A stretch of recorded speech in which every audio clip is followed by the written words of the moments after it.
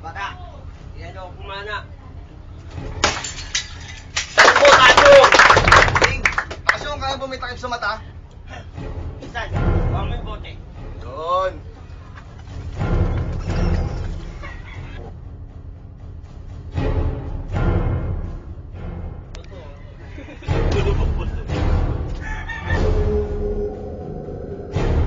Asyong, sablay!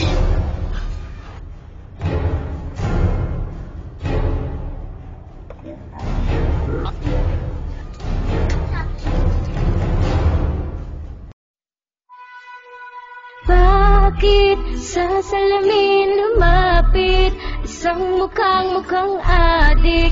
Ang mga paa ay di mo magamit. Nagsawa sa buhay na kawawa, isang maling napala na napalakas sa pinsang may tama.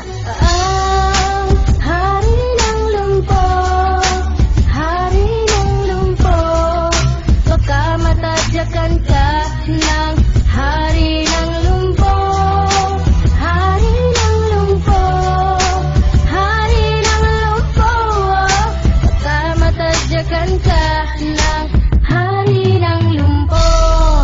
May pasas ka pa sa labi? Gusto mo na maghari sa mga lumpo? Minsan sa isang lugar sa Maynila, may taong isang siga, ngunit pa ay mahina. Di makapaglakad pagkat paa ay kay bigat. Kahit pilitin ay hindi na maiunat ang ugat na umurong.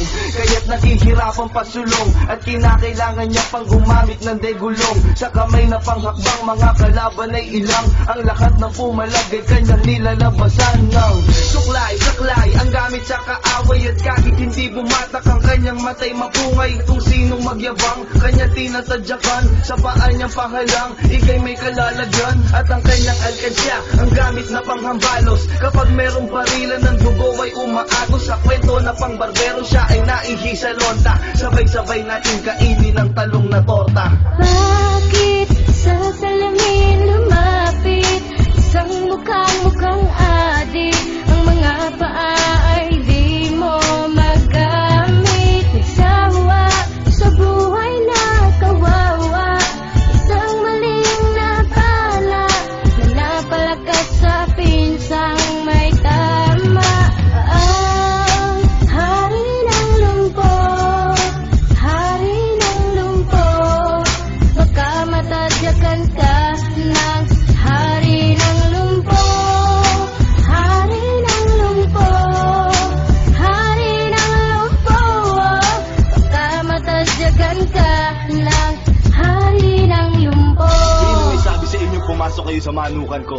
Akin ang tutang ito! Hindi! Kay Taso! Ilusong ang kanal at ang kalaban ay nahulog. Galang-halang sa mata, tsaka na muna matutulog. At sila'y lumarawa sa pagsilang ng isang mama. Ang baba ng kaibigan ay siyang pinapanghasa. Lahat sila'y balot, nakakabaho ng pangahit. Mga bakal na may nagbabagang pinapaahit-ahit. Sa hangin sumasangsang nakakapanghina ng tama. At hindi mo matanggap na ang paa di mapagana. Nakakangawit subalit sa kabila ng lahat. Ang maitulak lamang ang nag-iisa niya panghangad. At nang hindi mapapasit sa paan ng kabiguan, at hindi ipagpapalit kahit sa dinuguan. Ngunit nung dumating ang araw na gusto na niyang paliguan, ay huli na ang lahat, wala ng buhay kanyang pinsay. Napala niya, tumulo ang dugo ng bongga. Ngayon alam niyo na ang kwento ni Tasyong Chabonga. Bakit sa salamin lumapit isang mukhang adik? Ang mga paa ay di mo magamit. Nagsawa sa buhay na